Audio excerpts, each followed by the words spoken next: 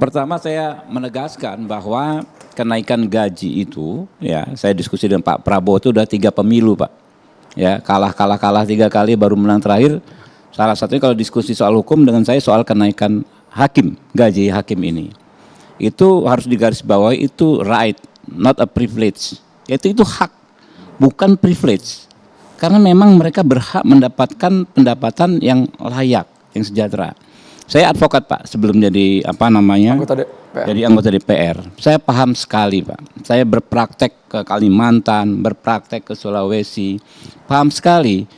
Tantangannya pelaksanaan tugas mereka itu membutuhkan biaya yang lebih daripada profesi lain.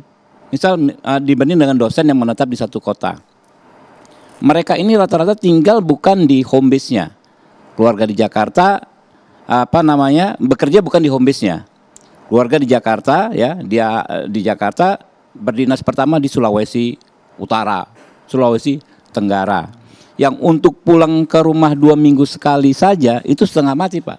Kalau beli tiket pesawat dan lain sebagainya setengah mati gitu loh. Untuk membawa keluarga kadang-kadang sulit juga secara teknis karena belum tentu ada sekolah buat anaknya, ya kan ya, atau istrinya bekerja di tempat yang lain. Itu satu. Yang kedua tadi sudah disampaikan Pak Suparman soal memang betapa strategisnya jabatan hakim ini. Sehingga saya itu waktu 5 tahun di DPR kunker akrab sekali dengan istilah AKBP. AKBP singkatan dari? Anak kos belakang pengadilan. Jadi hakim-hakim kita ya mirip sekali. Versi hemat atau gimana nih Bang Habibur Rahman? Artinya istrinya kan sudah bapak-bapak semua Pak. Ya, tapi menjadi anak kos. Entah siapa yang laundry bajunya, siapa yang ngurus makan paginya. Karena nggak sanggup sewa rumah, sanggupnya sewa kamar kos, gitu loh. Ya kan? Itu akhirnya kesejahteraannya menurun sekali, gitu loh. Nggak bisa merawat diri sendiri Pak. Sampai mohon maaf, innalillahi, banyak yang sakit meninggal di kamar kos karena nggak kerawat. Ya? Karena misalnya biasa masak dimasakin, mungkin dia masak beli yang kurang sehat makanannya. Ada almarhum kawan kita Bang Daniel Bang. Ya, LBH itu kan jadi hakim tipikor meninggal di ini. Kawan saya juga ada almarhum. Karena memang menjadi tidak terawat, kondisi kesehatannya pun terabaikan. Nah sehingga itu adalah hak mereka yang sudah berapa tahun, sejak tahun 2014 kalau nggak salah Pak Binsar ya, nggak pernah ada kenaikan. Nah 2012 ya.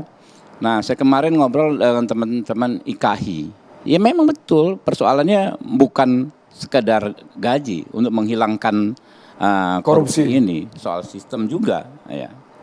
Karena tapi kalau haknya tidak dipenuhi, tentu godaannya besar orang untuk melakukan tindakan yang mengarah kepada kriminal. Yang kami ngeri itu Bang, hak tidak dipenuhi, jalan pintasnya mereka mengambil uang-uang seperti itu Bang. Ya makanya saya ini orang partai politik, ya kan ya. Kita tahu sekali, misalnya kita bagi uang saksi nih kepada pengurus tingkat provinsi untuk membagikan uang saksi ya untuk pemilu ya ke pengurus yang tingkatnya kecamatan.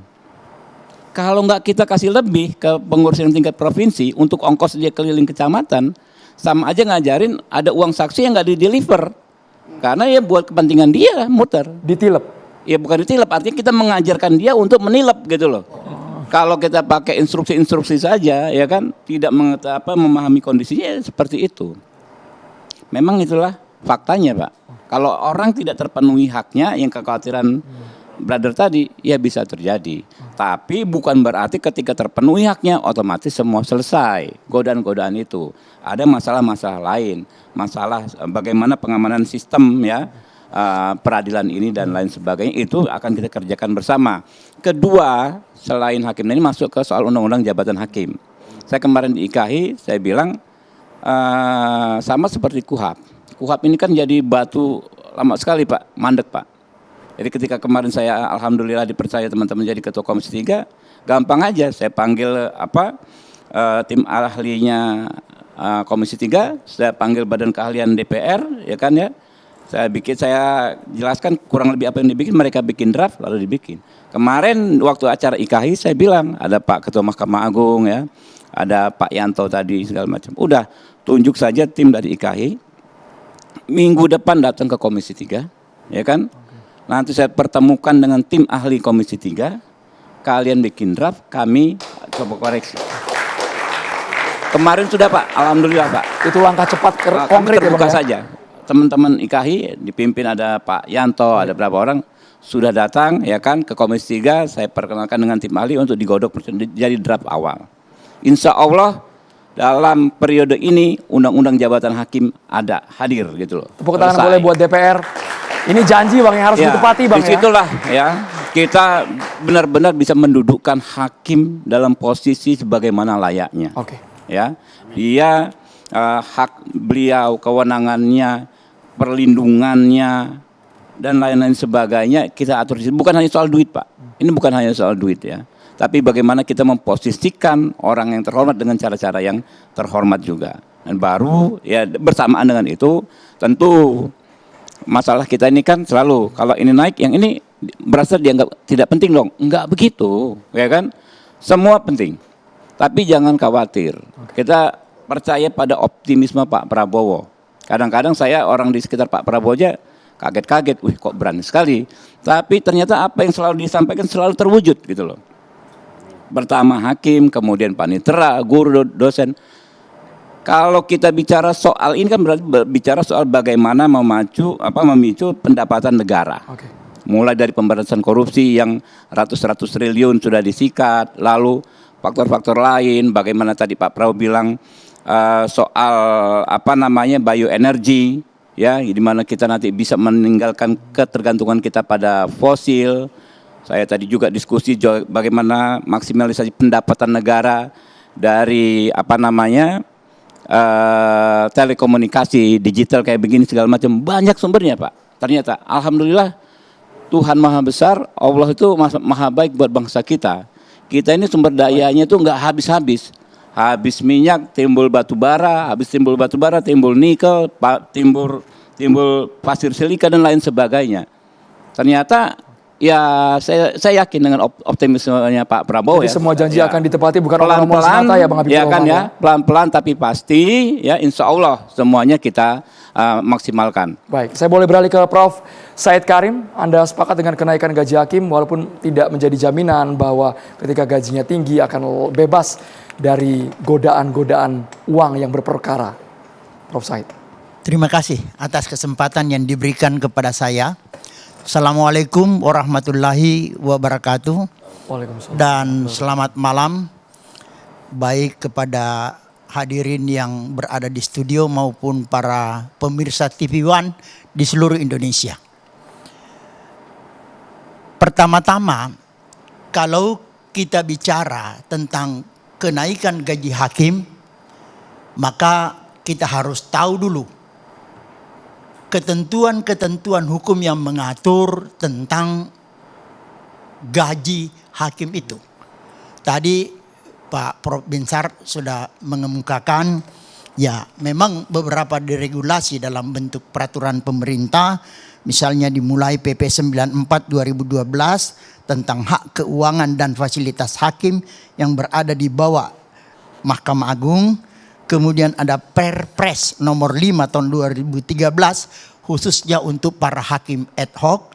Lalu kemudian ada PP 8 tahun 2000 tentang peraturan gaji hakim peradilan umum, tata usaha negara dan agama.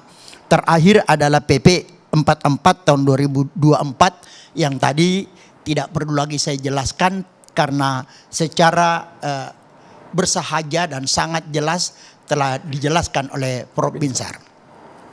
Setelah kita mengetahui deregulasi atau dasar hukum tentang yang mengatur gaji para hakim, maka selanjutnya saya ingin menyampaikan bahwa upaya pemerintah Bapak Presiden Prabowo untuk memperbaiki peradilan kita dewasa ini dan menaikkan gaji para hakim adalah merupakan langkah kebijakan yang sangat tepat.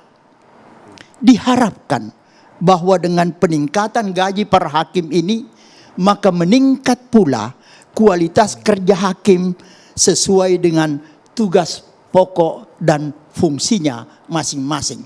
sesuai dengan tupoksinya dalam menciptakan keadilan dan kepastian di tengah-tengah masyarakat. Selanjutnya, perkenankan lagi saya mengungkapkan bahwa ada sejumlah pertanyaan bahwa kalau gajinya dinaikkan, apakah ada jaminan bahwa integritasnya pun meningkat? Ya. Nah, untuk ini perkenankan saya untuk mengemukakan pendapat saya bahwa menaikkan gajinya ini itu jauh lebih baik. Oleh karena dengan pendapatan yang sepadan dengan kebutuhannya, maka ruang-ruang untuk mendapatkan pengaruh itu dapat dieliminir, dapat diperkecil. Sehingga kita harapkan hakim kita itu semakin memiliki komitmen yang kuat, memiliki integritas yang kuat. Karena kenaikan gaji itu tidak hanya setelah kenaikan gaji tidak diikuti dengan langkah berikutnya. Kami yakin dan percaya bahwa pemerintah dan pihak terkait akan mengikutinya dengan langkah yang disebut dengan pengawasan internal dan eksternal. Seperti misalnya pengawasan di bidang internal. Maka Badan Pengawas Mahkamah Agung Republik Indonesia akan meningkatkan kinerjanya dan akan semakin mendekatkan harapannya kepada harapan masyarakat. Demikian pula Komisi Yudisial. Pada Komisi Yudisial ini kita berharap ke depan tidak hanya memberikan rekomendasi untuk menjatuhkan sanksi atau punishment, tapi jikalau sekiranya memungkinkan Komisi Yudisial ini dapat diberikan kesempatan untuk menjatuhkan punishment pada kasus-kasus tertentu.